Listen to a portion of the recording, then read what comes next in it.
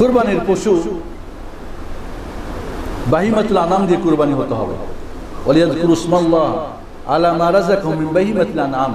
বাহিমাতুল আনআম ওয়া লিকুল্লি উম্মাতিন জাআলনা মানসাকান লিয়াযকুরু ইসমাল্লাহ আলা মা রাযাকাহুম মিন বাহিমাতিল আনআম। সূরা হজ পড়েন। বাহিমাতুল আনআম দিয়ে কুরবানি হতে হবে। বাহিমাতুল আনআম চতুষ্পদ 4 প্রকার পশু: উট, গরু, দুম্বা, ছাগল।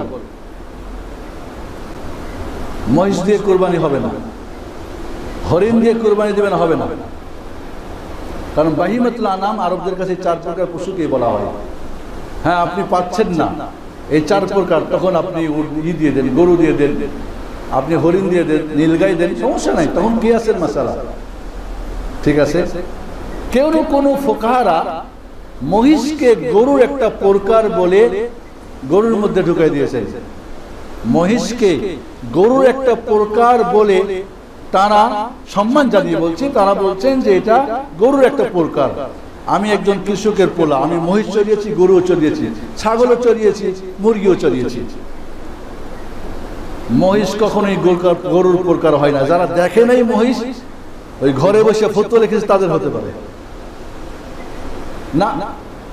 মহিষ তার ভিন্নতা, প্রকৃতি, তার থাকা খাওয়া সবকিছু।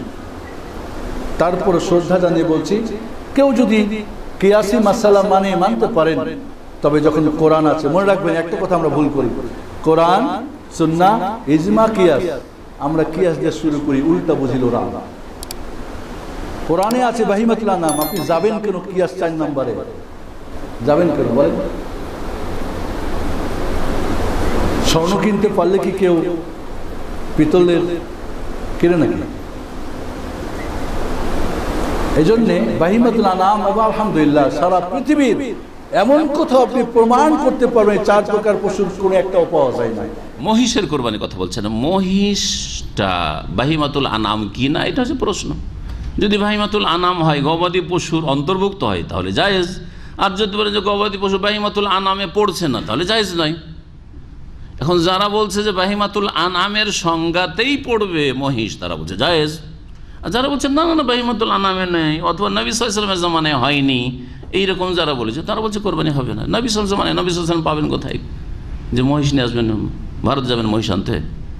হ্যাঁ, না সুদান যাবেন, মিশর যাবেন মহিষ নিয়ে আসার জন্য? তো মহিষের কোরবানি নেই আরব দেশ। কথা হচ্ছে যে এই ক্ষেত্রে ভারতের একজন আহলে হাদিস আলেম, আর ভারতে একটা সমস্যা আছে, অধিকাংশ 25টা বা তার বেশি এখন স্টেট ভারতের প্রদেশ, অধিকাংশ স্টেট প্রদেশগুলিতে গোহত্যা নিষিদ্ধ, গরু জবাই করা নিষেধ। তাহলে কি করবে ওরা বলেন? আর খাসির দাম বেশি দিতে পারবে না, হয়তো অত টাকা নেই, কিন্তু হ্যাঁ মহিষের যদি ভাগ হয়তো দিয়ে দিতে পারবে, তাদের জন্য সুবিধাজনক পড়বে। বলছেন যে আল জামুস ও নাও মিনাল বাকার, মহিষ হচ্ছে গরুরই একটি ধরন। বিভিন্ন রকমের গরু আছে। এখন গরুর ক্ষেত্রে বলবেন যে না, আমাদের দেশে দেশি গরু হইতে হবে, পশ্চিমা ইউপি ওয়ালা উঁচা গরু চলবে না, অথবা অস্ট্রেলিয়ান গরু চলবে না, বলবেন নাকি? কত রকমের গরু আছে, তাই সবগুলি চলছে। ঠিক তেমনি তিনি বলছেন যে মহিষও এক ধরনের বাকার, সেটা সুতরাং সেটা জায়েজ। আল্লাহু আলাম। এবং এই ফতোয়ার উপর আমার মনে শান্তি আছে, সুতরাং আমি জায়েজ মনে করি মহিষের কোরবানি দেওয়া, বিশেষ করে ওই সব লোকদের যারা গরুর কোরবানি করতে পারছেন না আইনগত বাধার কারণে, অথবা পশু গরু পাচ্ছেন না, ধরেন মহিষ পাচ্ছেন। মহিষ গরু কিনা, এটা প্রথম প্রশ্ন।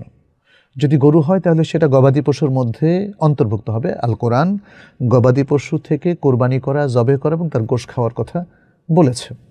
সূরা হজের মধ্যে এবং সূরা আনআমের মধ্যেও গবাদি পশুর ডিটেলসটা বর্ণিত হয়েছে এবং তার মধ্যে বাকারের কথা এসেছে। বাকার বিশুদ্ধ মত অনুযায়ী জামুস বা মহিষ এটা নও মিন আনওয়াইল বাকার, গরুর একটা শ্রেণী।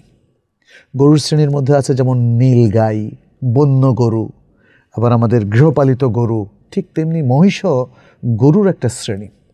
লিকাআত আল বাব আল মাফতুহ, এই গ্রন্থে শেখ মুহাম্মদ বিন সালেহ বিন উসাইমিন রাহিমাহুল্লাহ তিনি এটা উল্লেখ করেছেন।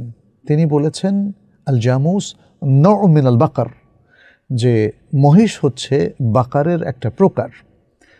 সুতরাং বাকারের যত প্রকার আছে সবগুলো বাকারের হুকুমের মধ্যে পড়বে এবং সেটি আল্লাহর নামে জবে করতে কোনো অসুবিধা নেই। ঠিক যেমন সাত বা ছাগল, এরও অনেকগুলো প্রকার আছে, যেমন দানুন, মাআজুন, জিদআতুন, এরকম অনেকগুলো প্রকার আছে। এই সবগুলো মিন নাওশিয়া, মিন নাওশাত, এটা ছাগলের প্রকারের মধ্যে পড়ে। অতএব সেটাকে আমরা দান বলি, মাআজ বলি, তারপরে শাতুন বলি অথবা জিদআতুন বলি, যাই বলি না কেন, যে প্রকারই হোক না কেন, কিছু কোনোটার শিং বড়, কোনোটার শেপ একরকম, যেমন ভেড়া, তাই না? আবার আমাদের দেশি ছাগলের আরেক রকম, আবার আরব দেশের অনেক বড় বড় ছাগল আছে যেগুলো 60-70 কেজি পর্যন্ত গোশ হয়। তাহলে এক একটা এক এক রকম হওয়ার পরেও যেহেতু নাওর এক, তাহলে এগুলো গবাদি পশুর মধ্যে অন্তর্ভুক্ত হবে, এগুলো দিয়ে কোরবানি করা যাবে। আর এখানে ডক্টর আব্দুল আজিজ বিন রিস আর রিস তিনি উল্লেখ করেছেন যে ইত্তাফাকা উলামা উল মাযাহিব আল আরবা'a আলা আন্নাহু ইয়াসিহুল উদহিয়াতু বিল জাবুস।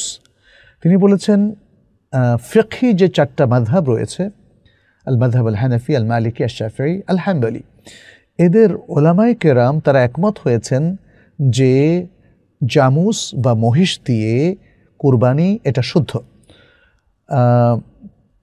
কারণ হলো মহিষের যে বিধান বাকারের সে একই বিধান। অন্য কথায় বলা যায় মহিষ হলো এক ধরনের গরু। তিনি আরও বলেছেন ওয়াকাদ হাকা ইবনুল মুনযির আল ইজমা আলা আন্না যাকাত আল জামুস কা যাকাত আল বাকার। ইবনুল মুনযির তিনি হেকায়াত করেছেন, বর্ণনা করেছেন যে এই ব্যাপারে একটা ইজমা আছে। সে ইজমাটা কি? যে মহিষের জাকাত আর গরুর জাকাত একই, মহিষের জাকাত গরুর জাকাতের মতোই, যেটার দ্বারা বোঝা যায় যে মহিষ এবং গরু এর হুকুম এক এবং এগুলো একই প্রকারের গবাদি পশু। সুতরাং এদিক থেকে আমরা বলবো বিশুদ্ধ মত হচ্ছে মহিষ দিয়ে কোরবানি করা যেতে পারে। জি ভাই, মহিষ দিয়ে কোরবানি হবে, কারণ মহিষ গরুরই অংশ। মহিষ গরু একই জিনিস, প্রজাতি, শুধুমাত্র একটা কালো একটা লাল, এর চেয়ে কোনো পার্থক্য নেই। আর মহিষ গৃহপালিত জন্তু, এই জন্য মহিষ দিয়ে কোরবানি হবে। মহিষ দিয়ে কোরবানি করা যাবে কিনা এক কথা যদি আমরা বলতে চাই তাহলে বলবো কোনো অসুবিধা নেই।